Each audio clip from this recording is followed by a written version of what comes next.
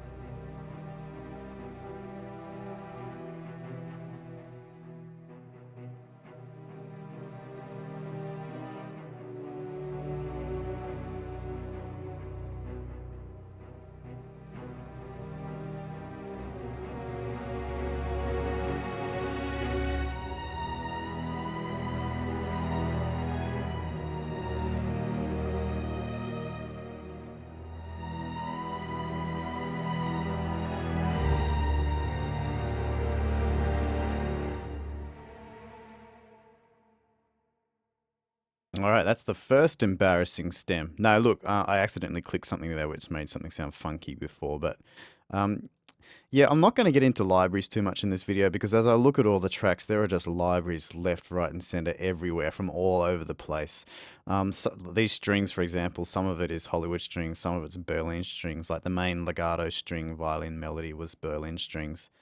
Then I've just got some random, like, custom sustain patches and stuff that aren't special, but ones that I use when I'm in a rush. And I've just laid them together and it came up with that. You could probably hear what I mean when I say that by itself it's really not that flattering. But I like to think together it sounds, half decent.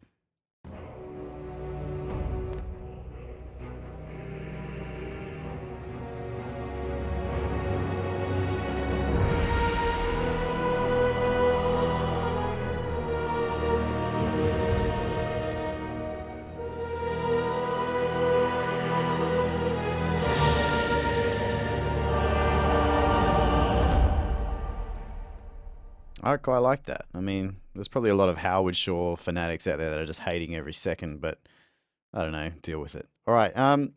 The brass was played pretty. It kind of played very well with the strings in that section. So let's just solo the brass and hear what it sounds like.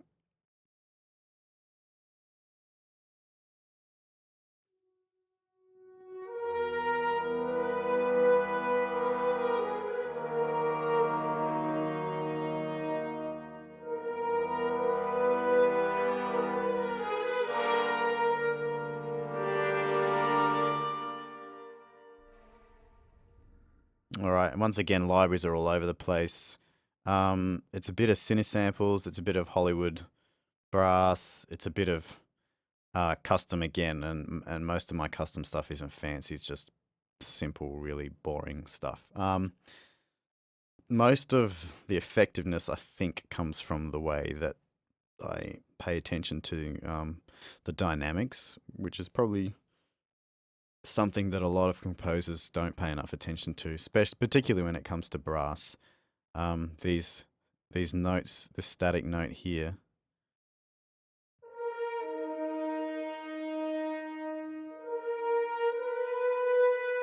Hear how I kind of encourage the dead sample to just give me a bit more expression, a bit more life on every note as I open up the top layer more.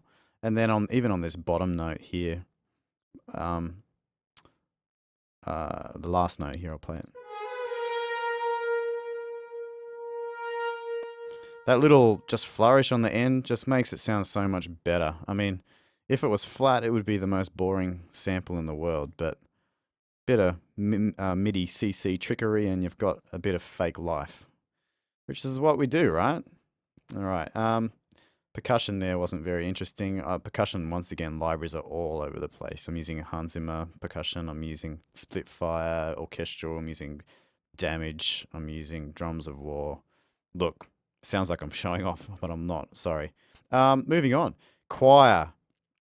Storm Choir 1 and 2 with a bit of Voxos mixed in there all the way. I'll solo it a bit. Once again, I don't think it's going to be very flattering, but we'll see.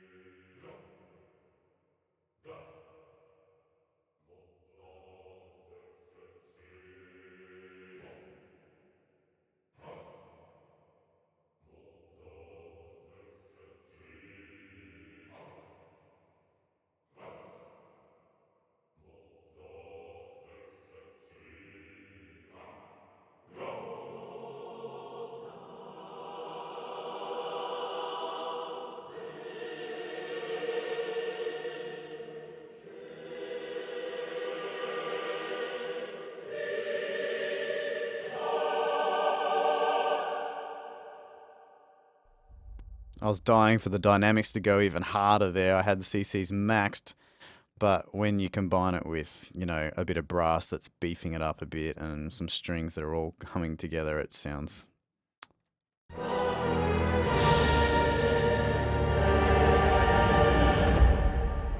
The intensity just works together nicely. So yeah, I'm really happy with that sound there. It's really nice. It sounds really messy kind of at the start. But one of the requests was they wanted male chanting. So I just got every choir library that I had and just made them sing the lowest notes they could, even if it sounded like, dirt by itself. And just combine them together. I think I even stretched some of the samples down a bit because their range wasn't low enough. Actually, speaking of stretching, the bass note right at the start. Oh, that's so juicy. I've actually I've bent the pitch of that one down half a semitone to reach the B as well. And it just sounds juicy. I really like it. Woodwinds. The only place you see woodwinds in this is in this first section right here, with the more classical kind of opening, I guess you could call it. From then on, when it starts to get more headbanging kind of cliche, I guess you could say, woodwinds don't really have a part in there. I'll show you what I did though. It kept it pretty simple. to try and add to some of the low meatiness of the intro, I just played some really low bassoons and contrabassoons. I think this is Woodwinds by Cine Samples.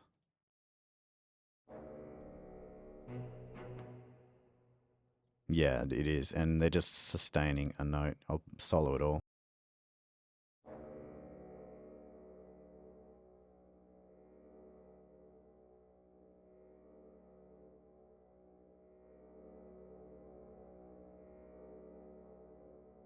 That's going to get real boring if we listen to all that. But it does its thing in the background, adds to the texture. Orchestrally, it serves its purpose. You'll notice even on this long, rebreathed note that's just boring, like, boring as mud.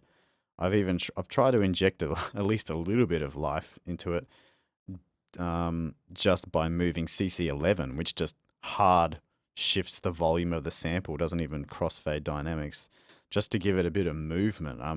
Movement is the key to more realistic mock-ups. So I did what I could with that. I think there's a little bit more woods exciting, kind of, maybe. Well, let's see.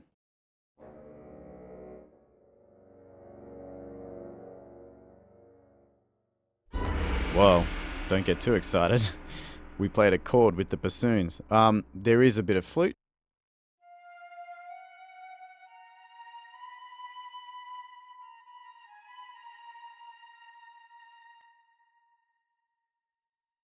See if you can hear that in context.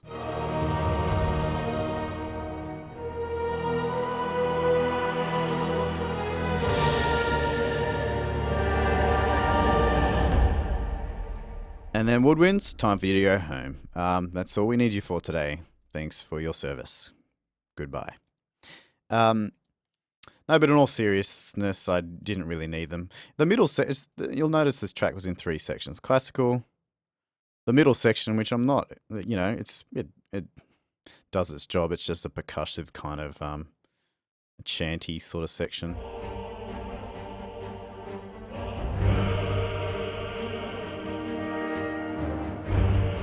This is where it starts to transition from the old to maybe hints of the new.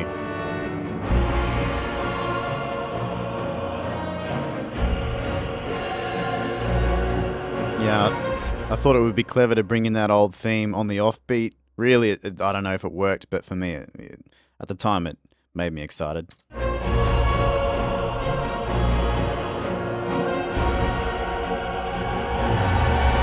Then doof doof. Blah, blah, blah. Kind of cliche, but helped me transition to the new part. Now in here, you'll hear a bit of funkiness, and I wasn't sure if it worked, but a bit of synth stuff was kind of introduced, and I did that to just once again to try and help transition from the old sound to the new sound. And I thought this percussive, section was a good place to do it. Where is it?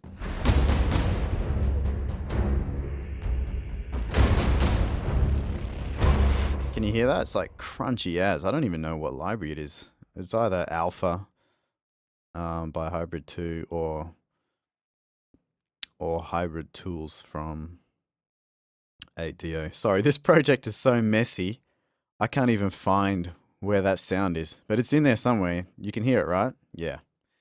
Alright, let's see what happens next.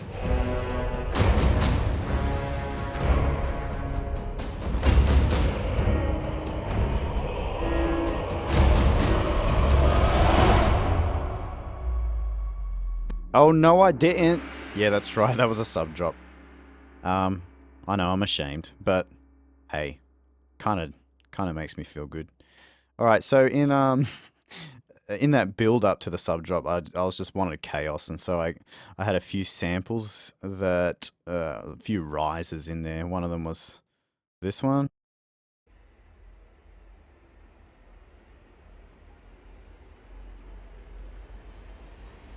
That kind of thing. It was subtle at the start, but you hear it coming through towards the end, and that just helps build the chaos. I also had some male, I think, and female choir sort of rises in there as well, where they're just going whoa. If I can find them, I'll play them to you. Oh boy, this is a mess. And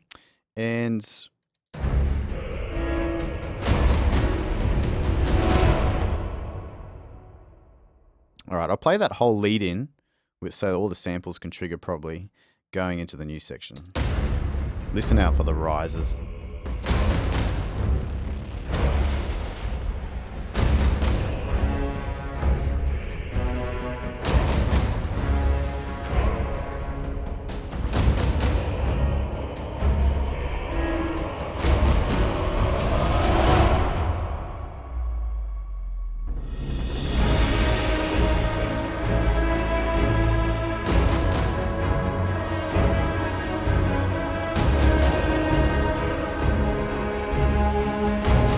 And that's the part where I've just basically made a trailer version of the old theme that we all know and love. So I guess it's kind of, trailer music to me is a bit like pop music.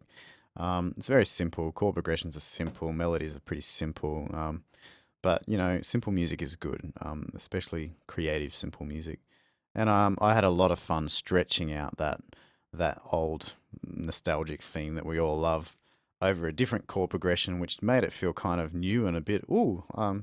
And even now, I've heard it like thousands of times, and I still don't mind it.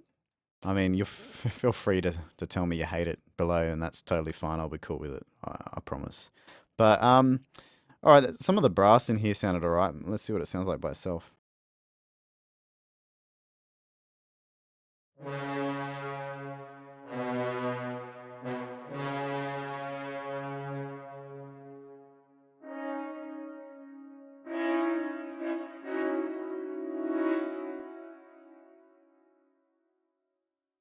Once again, pretty straight, stock, standard, sustained samples getting worked hard by CC velocities, especially this kind of thing.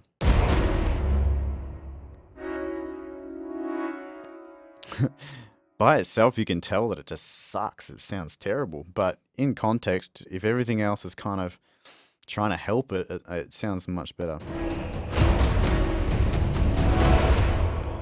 Sorry, some stuff was out of time there, but you get what I'm saying. All right, what else have we got?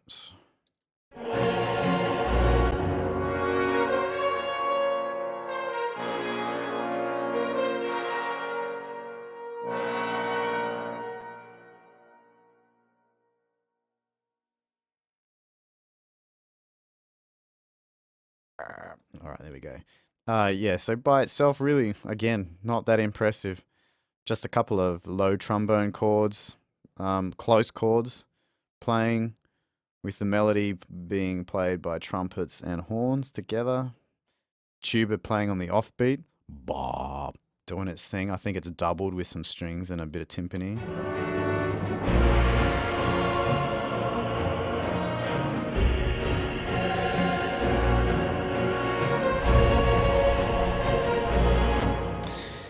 Cool.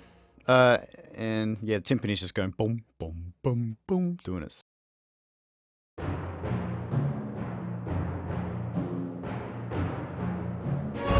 For that, I was literally just mucking around on the keyboard and kind of liked it and kept it. And that's how a lot of this piece actually worked out. I was fortunate that most of the first decisions that I made ended up staying. And I guess that was because I kind of didn't have a choice. I had 2 days to do this before it was submitted. And then turned out they liked it and wanted to move ahead with it, and I started tweaking from there. But so yeah, a lot of fun. The strings in this, I've used Albion. I love Albion staccatos. They just tend to be really meaty, and I've used them like all the way through to keep a kind of pulse, especially starting from like the newer section. I'll show you what I mean.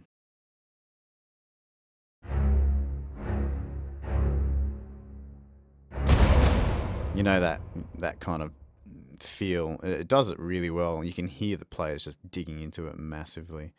What do strings sound like in this new section? Why don't we go on a journey and find out?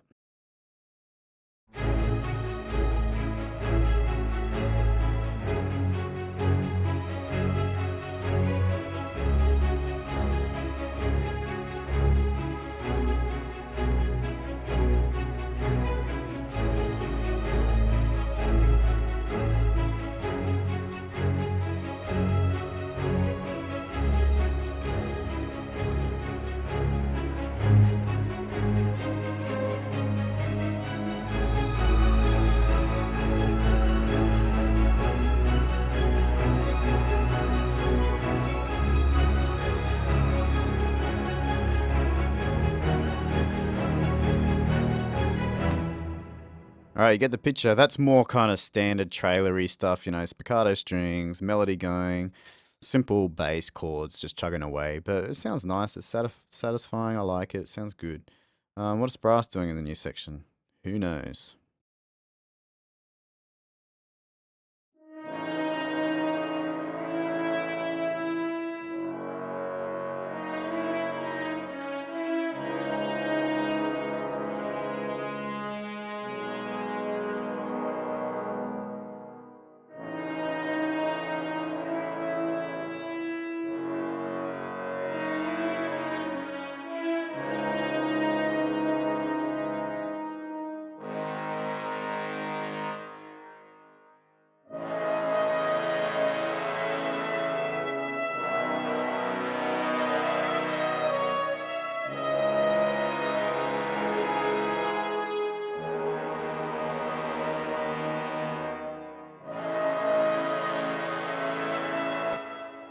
Man, I love brass chords and melody. I don't know, it just makes me happy. You know what I'm saying? Okay, I'm getting all lovey-dovey. The yeah, orchestration of that is my favorite orchestration. You know, tuba doing its thing down the bottom, couple of trombones backing it up with some chords just above it, um, horns and trumpets in unison, or sometimes in octaves. I can't remember what I did there. Just over the top of it, doing its thing. Really simple, but really, really nice. Um, and the samples there aren't special. Like this is all like Cinebrass stuff, I think. But look at the CC curves; they're all pretty. They're doing a lot, even in the melody. Um, a lot of expression is being forced into these lifeless babies over here. So I encourage if your CC curves are looking a little flat, I encourage you to experiment to just wiggle that mod wheel, baby. Sorry, it's getting late over here and I'm getting tired. All right, move on. All right. So percussion wise, it's something here. We'll hear what it sounds like.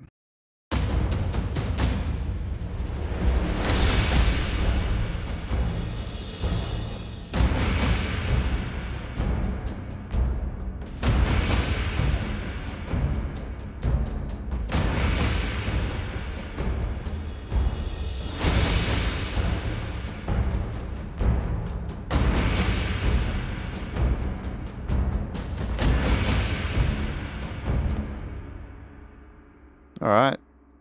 It's pretty bombastic, but does the thing. What's the choir doing?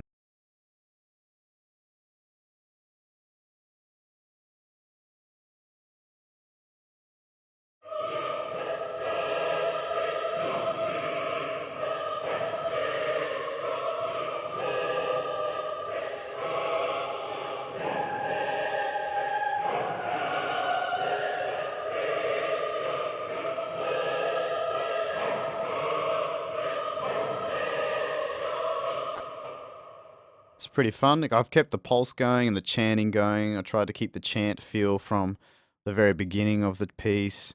And then I've just given the ladies a bit of a lovely melody there just to give us a bit more, you know, goosebumps. Ooh, love it. By the way, if you haven't tried it already, Storm Quiet 2 Legato Women are just to die for. So smooth. Programmed by a genius. All right. I'm trying to think of what I should do next. But anyway, there is you've probably all seen this secret sauce track up here. If I told you what it was, I'd probably have to kill you. So I'm just going to let you guess. No, but look, this was a lot of fun to write, and it turned out pretty well. If you have any specific questions about this track, I'm happy to answer them in the comments below. And once again, I apologize for the messiness of this project. But hopefully that gives you a bit of an idea of where it came from, how it came to be. And I hope it encourages you a bit too, because as you would have heard, those exposed sections don't sound all that amazing. But when it comes together, it all sounds, you know, not too bad in the end. So I hope you enjoyed that little behind the scenes look. stay tuned for the next video. Thanks heaps for watching.